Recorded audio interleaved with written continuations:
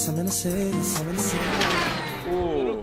everybody, how's it going? This is Our House 21, and this is a long time coming, but I'm going to give you guys a quick overview of the new workshop.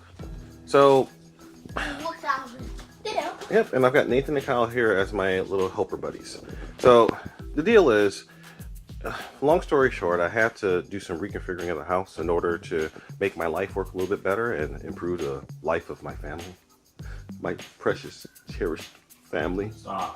So anyway, but that just meant that I needed to relocate my workspace. But that was a blessing in disguise because it allowed me to basically do a big upgrade. So as you see here, now I've got the same workbench I've always had, but I've got storage. Lots and lots of storage. And I actually have even more storage off screen that I'm not going to show you because it's quite frankly not ready yet. But that's all right because I have space. I can move things. I actually have an open workbench again, so I can do projects and not have to work in the living room and make my wife upset at me because I left stuff around. But I'm getting a little bit too personal. All right, so, but I'm happy.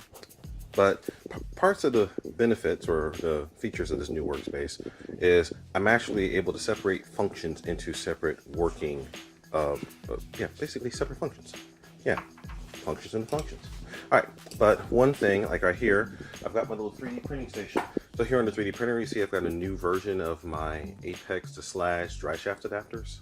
Got my car space storage. I've got a little charging station, so I've got all the different chargers, set up. I've got my new Venom ProQuad 4-channel charger.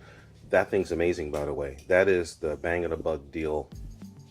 This guy rocks. Little Q wireless charger for my phone, USBs. Got a soldering station set up in here. Then just kind of a little fab station over here, including a nice cutting mat.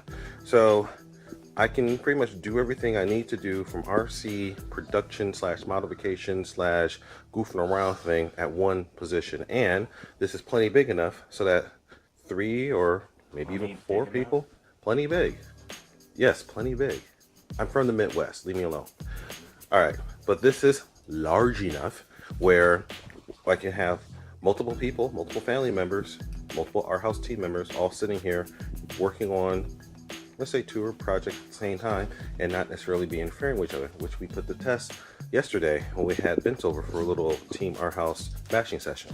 So while I'm talking, I'll just take a second, give a little quick update with this Venom quad charger, because before I joined Team Venom, I had this Team Orion Touch Dual charger, and honestly, this is a really nice charging unit. The problem with this guy is that, well, number one, it costs, MSRP is almost $250, and it's a dual channel charger, 100 watt. So it works really well, but as you can see, it's sitting here dead right now because it's dead right now. I don't know what happened. I unplugged it from the old workshop, plugged it in to the new position, and the thing didn't fire up. So you could be the most amazing charger in the world, but if you're dead, you're not useful. So over here, it's a good thing that I just happened to decide to upgrade and go with this 100 watt by 4 Venom quad charger.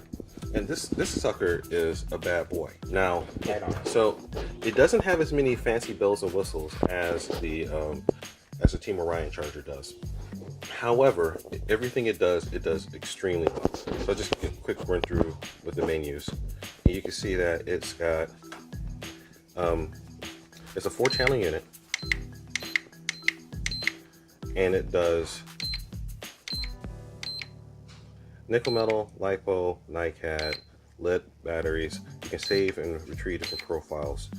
And it also does a full LiPo meter. You see the balancing ports here. You plug in your battery. You can test out individual cells. It will charge up to 6S LiPo on every channel, which is pretty nice. And it has a maximum charging rate of 7 amps. So for some people, 7 amps doesn't sound like it's a huge amount, but for the majority of us RC users, a 7 amp charging rate is pretty good, especially given the fact that most manufacturers only recommend charging at 1 to 2C. So that pretty much covers most of the batteries out there. Now, if you're a hardcore, racer and everything, and you want to charge faster, this may not be the right charger for you. However, for, like I said, the majority of us who have multiple vehicles and doing things, this thing really, really rocks, and it's a great value. MSRP of this is just over $200. For 4-channel, 100 watts per channel charger, this thing, you can't really say much bad about it. And another little feature which is really cool about it is that if you look on the back, it's got, as I drop things, it's got 2 USB ports. So it's actually, if you get picky about it, it's really more of a hex charger, and this comes in handy a lot. Just a lot of times if you're out and about, you've got USB accessories like this GPS unit here, or your cell phone, or just other things, GPSs. I just said GPSs. I mean, we got other accessories that you may need to charge that run off UPS. Not UPS. You may have other accessories that run off of USB power that you need to fire up too. So this will do all that while charging 4 batteries at a pretty fast rate. That's pretty cool. This Team Orion needs to figure out what I'm gonna do about this sucker, because it's useless to me, dead. So this is going to be sent in for repair, and hopefully I can get it back, and I might just end up selling it, trying to get some of my money back. All right, so all right, I think that's enough of a quick update. So you're going to be seeing a lot of new videos coming from this new environment. Hope you guys like the new lab. rhouse21 signing out. Remember the mantra: fly, fix, fly, break it, fix it, and do it all over again. Kyle, say hi, Kyle. Hi, Kyle. Nathan did that exact same thing in one of my bearing swap videos. All right, rhouse21 signing out. Peace.